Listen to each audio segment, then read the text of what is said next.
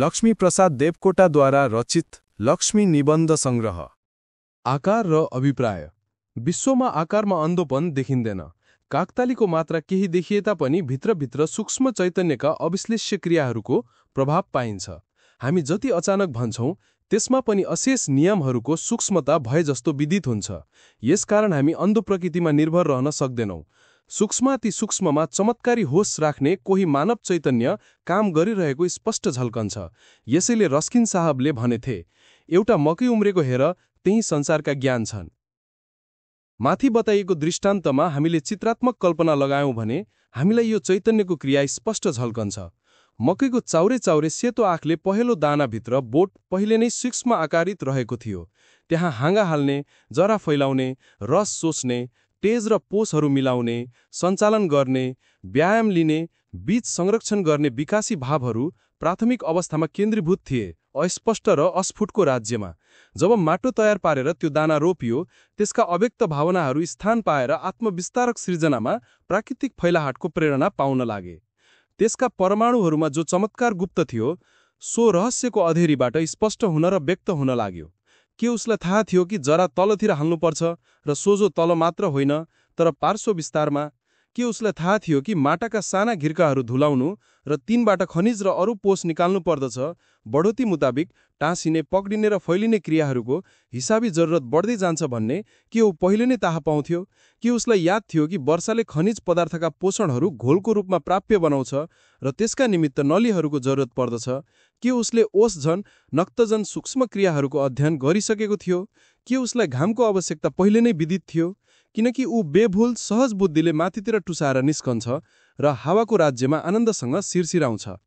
के उसलाई यो पनि विदित थियो कि टुसाउन र सपना देख्नुका समयमा बीचमा केही आफूभित्रबाट खाना निकालेर उठ्न र उज्यालो देख्नको आत्मबल लिनुपर्छ? र हेर, पहिले यसो घुम्रिएर उठ्दछ मानव हावाका झोकाहरूले फाटिहाल्लान्, तब सुस्त सुस्त पत्रिँदै बाँडिँदै हावामा शिशु व्यायाम लिँदै बढ्दछ।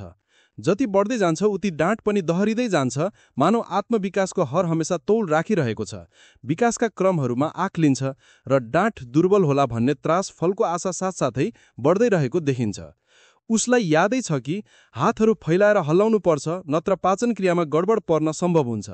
त्यो हरियो रङ कहाँबाट आयो? त्यसका पनि मधुर अभिप्राय छ, हाम्रा आँखाका निमित्त र संशोषणात्मक क्रियाहरूका निमित्त। अनि यो सूर्यका किरणले पोषिएको खेलाडी शिशु मृदुल र कठोरको त्यति मात्रामा काँट राख्दछ जतिले विकास उचित किसिमको हुन्छ।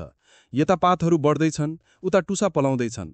उचित समयमा काम नलाग्ने पातहरू झर्छन् र नवीन पत्तीहरू फैलिएर काम दिँदै जान्छन्।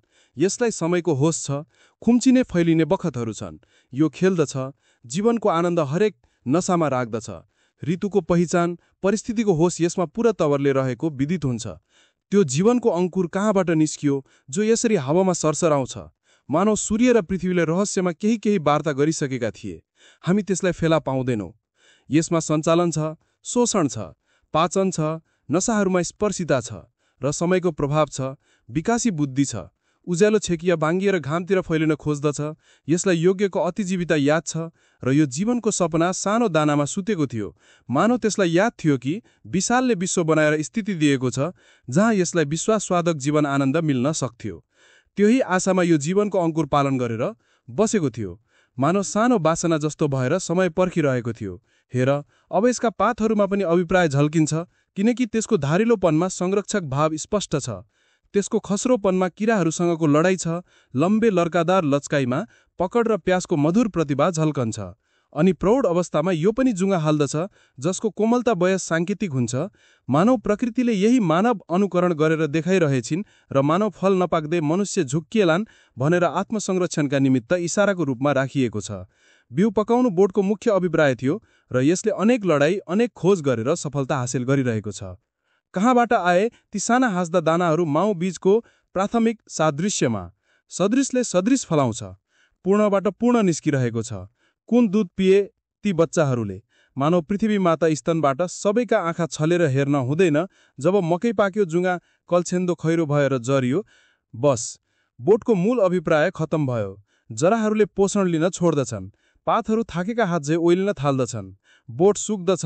संसारमा आफ्नो अभिप्राय सिद्ध भएको जीव झैँ मिताहारी बन्दै जीवनको पकड खुक्लो पार्दै जान्छ। अब आगामी ऋतुका शिशुहरूलाई पोषण गर्नलाई मात्र उसको काम बाँकी रह्यो र वृद्धावस्थाको प्राकृतिक वैराग्य झल्काउने बोट माटोमा लडेर पञ्चमहाभूतमा मिल्दछ र पृथ्वीको नवपोषणात्मक शक्ति बढाइदिन्छ। यहाँ एक जीवन र यसका अनुभवहरू छन्। कुनै बाँकी कुनै रेखा बेमतलबका छैनन्। जराको रातो जालदेखि पातको धारिलोपनासम्म अभिप्राय छ। हरेक झुकाउमा माने छ, हरेक ढङ्ग र चालमा मतलब छ।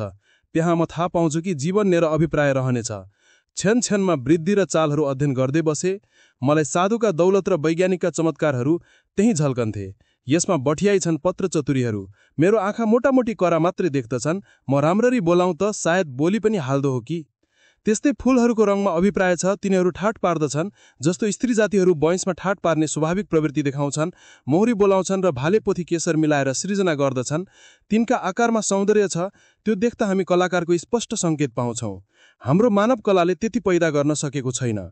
रस्किन साहबको भनाइमा त्यहाँ दिव्य सौन्दर्य, दिव्य हिसाब र दिव्य मिलापीय सङ्गति छ। हरेक आकारमा अभिप्राय झल्किँदा हामी संसारलाई अन्धो शून्यता भन्न सक्दैनौँ। परिवर्तनका क्रमहरूको पर्दामा दिव्य चित्रकारी, दिव्य रेखा र रङहरू थपिरहेको छ। आकारहरू आभासित बन्दछन्, बिलाउँछन्, तर हरेकमा दिव्य प्रतिभा झल्किएकै देखिन्छ। पृथ्वीको गोल आकार, आकाशको रूप, ताराहरूको बनोट सबमा कला पाइन्छ। पृथ्वीको गोलाइले दिन-रात ऋतु सञ्चालनको महिमा राख्दछ। राम्रो समय र देशको नाम विभाग सजिलो हुन जान्छ। आकाशको गोलाइमा हामी ईश्वरको दिव्य स्थितिको गोलाइ देख्दछौँ, जसमा सब चिज ठेगानसँग राखिएको छ। यसको ठुलो गोलामा साना वर्तुलाकृति रूपमा पूर्णका साना पूर्ण झै ताराहरू झल्कन्छन्। सोपनहावर साहेबको दर्शनमा साना इच्छा शक्तिकै विकास र तारतम्यको रूपमा संसार दर्शाइएको छ। आकृति केवल इच्छाको विकास हो। रेखाहरू सब अभिप्रायबाट अङ्कित भए जस्तो विदित हुन्छ। व्यक्तिमा आभ्यन्तरण इच्छाहरू रूपमा प्रकाशित हुन्छन् र विश्वमा समष्टि रूप दिव्य इच्छा शक्तिका बनोटहरू जस्ता देखिन्छन्। आँखाको खोपिल्टोमा संरक्षणात्मक अभिप्राय छ।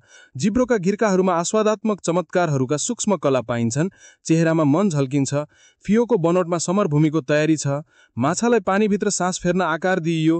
हात्तीको आकारले सूचना दिन्छ कि उसको बुद्धिमा खाली ठूलो हुनु नै सर्वविजयिता रहेछ। परिस्थिति र जीवनका भागहरूले इच्छाको विकास गर्दछन् र हाम्रा इच्छाहरू सुन्दर र सूक्ष्मतिर विकासिनो सभ्यता हो। विश्वमा आकृति र अभिप्राय साथसाथै देखिन्छन् र अभिप्रायकै खन्दिलो भौतिक रेखालाई नै हामी आकारको रूपमा देख्दछौँ। मलाई बराबर वस्तुहरू खन्दिला छैनन् कि भनेर छाम्न मन लाग्दछ, किनकि संसार खाली विश्व निर्माणकर्ताको कल्पना रेखा जस्तो विदित हुन्छ। यहाँ खाली सपना, भावना र इच्छाका खन्दिलापनहरू मात्र छन्।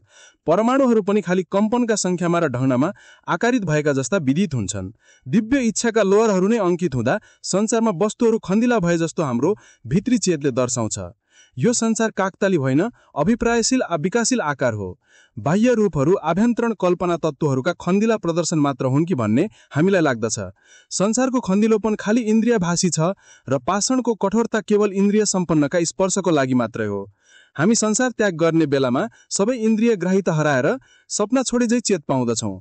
संसार सपना हो, तर दिव्य सपना हो र इन्द्रियहरूका विषयमा हाम्रा सम्बन्धात्मक चेतहरूमा अखण्डिलता इत्यादिका भावना आउँदछन्। जहाँ जडको स्वतः क्रिया छैन, त्यहाँ जड स्वयं आकृति पाउनै सक्दैन, किनकि चिदाभासको क्रियाशीलता नपाई उसमा परिवर्तनशीलतासम्म हुँदैन। हरेक आकृतिलाई चेतनशील अभिप्रायको आवश्यकता छ। एक बाजी शून्य थियो भन्ने हरेक धर्मको विश्वास छ। परमेश्वरले बनाएको जगतमा इच्छा लहरहरू नै अभिप्रायणील आधारमा व्यक्त हुँदै खन्दिलो भएको जस्तो लाग्छ। विश्व पदार्थ के थियो? परमेश्वरको काल्पनिक चित्ररेखा रङ्गकी कुनै ईश्वर भिन्न वस्तु जो आकारिएको थिएन, तर इच्छाले अङ्कित हुँदै उपस्थित विश्वको रूपमा उद्घाटित भयो। यस कुरामा हामी आफ्नो कल्पना फैलाउन सक्दछौँ।